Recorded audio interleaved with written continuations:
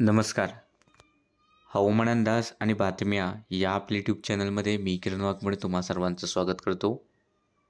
आज 27 जुलै सायंकाळचे 6 वाजले आणि आता आपण पाहूयात की हा जो काही येणारा आठवडा असेल या आठवड्यात तसेच आज रात्री आणि उद्या राज्यातील हवामान कसे राहील. सर्वात प्रथम जर आपण पाहिलं तर काल सकाळ 8:30 ते आज सकाळ 8:30 या दरम्यान इकडे गडचिरोली गोंदियाच्या काही भागांमध्ये मुसळधार पाऊस झाला. नांदेड, परभणी मुसळधार ते अतिमुसळधार पाऊस झाला.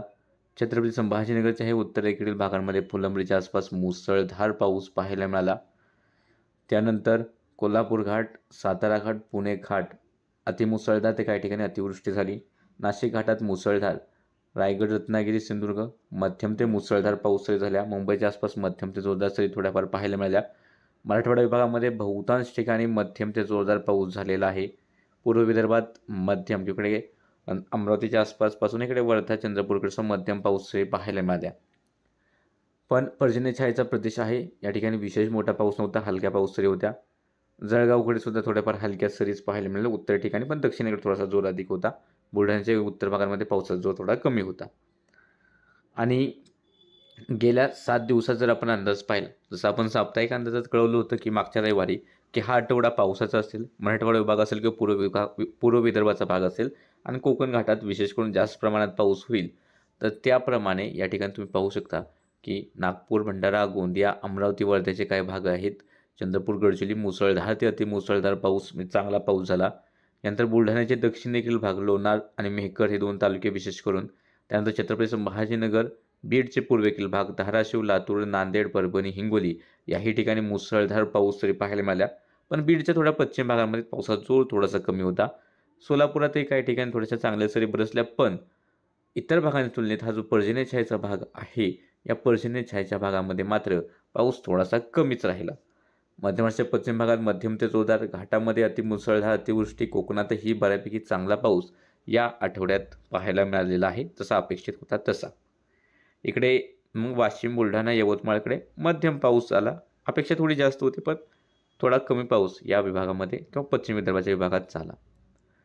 आणि सध्याची जर स्थिती पाहिली तर जे डिप्रेशन होतं त्याची तीव्रता ओसरून आता हे तीव्र कमी दाबाचे क्षेत्र मध्य प्रदेश आणि राजस्थानच्या सीमावर्ती भागांमध्ये आहे. मान्सूनचा आस असलेला कमी पट्टा याच्याहूनच गेलेला आहे आणि ही सिस्टीम थोडीशी उत्तर दिशेने पुढे सरकेल, म्हणजे मध्य प्रदेश आणि उत्तर प्रदेश, दिल्लीच्या आसपास ही सिस्टीमचा प्रभाव आता दिसेल.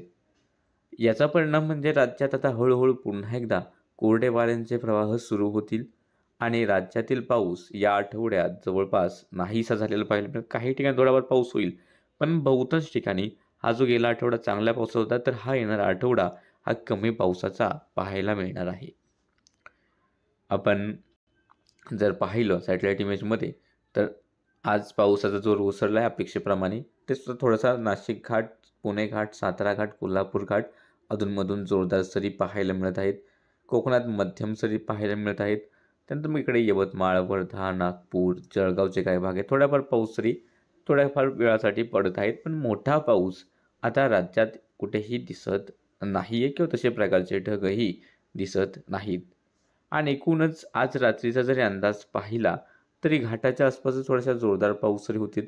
आणि घाट विभागामध्ये जे काही धरणं आहेत किंवा मध्य महाराष्ट्रातील जी काही धरणं आहेत पश्चिम भागातील, तर बऱ्याचशा धरणातून पाण्याचा विसर्ग अपेक्षेप्रमाणे सुरू झालेला आहे. त्यामुळे नदीकाठच्या लोकांनी थोडंसं सावध राहिलं पाहिजे. बाकी हा पाऊस ओसरतोय तसा जो विसर्ग आहे पावसामुळे करण्यात आलेला, तोही येत्या काही दिवसामध्ये पुन्हा एकदा कमी येईल.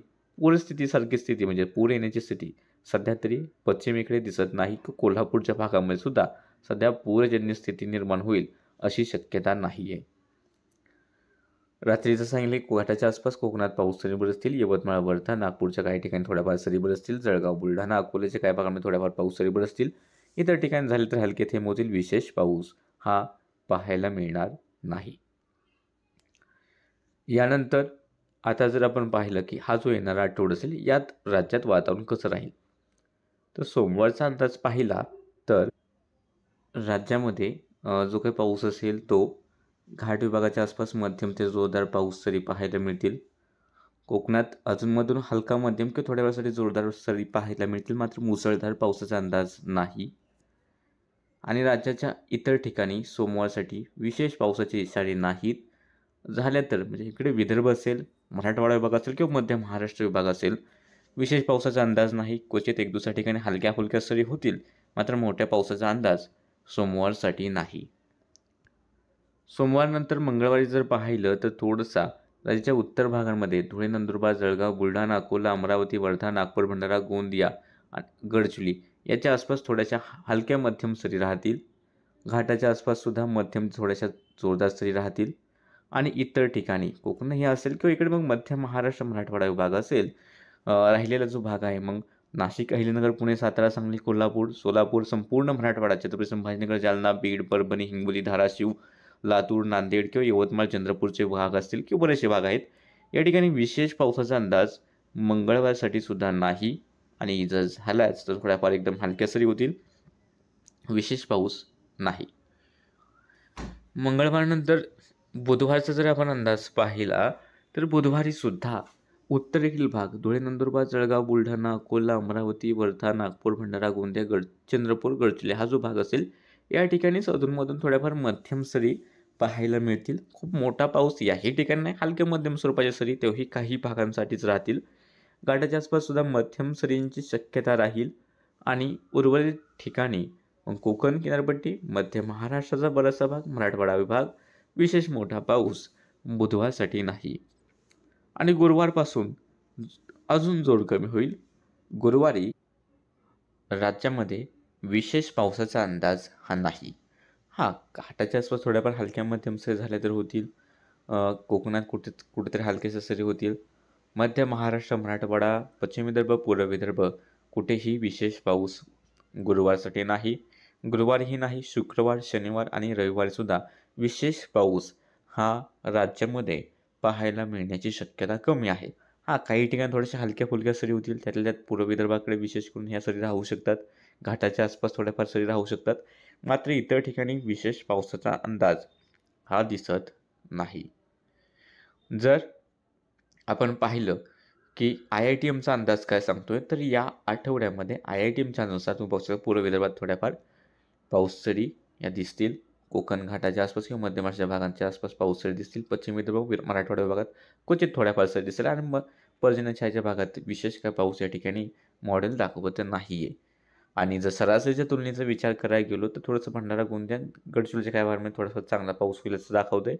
मात्र इतर ठिकाणी मग कोकणातही लाल रंग आहे, म्हणजे खूप सरासरीहून खूप कमी पाऊस. मध्य महाराष्ट्र, मराठवाडा, पश्चिम विदर्भ किंवा विदर्भाचे बहुतांश भाग याही ठिकाणी कमी पाऊस राहील असाच अंदाज आहे. तर बाकी सध्याच्या अपडेटमध्ये इतकंच. दररोजच्या हवामानाचे अंदाज पाहण्यासाठी चॅनल सबस्क्राईब करा, व्हिडिओ लाईक आणि शेअर करायला विसरू नका.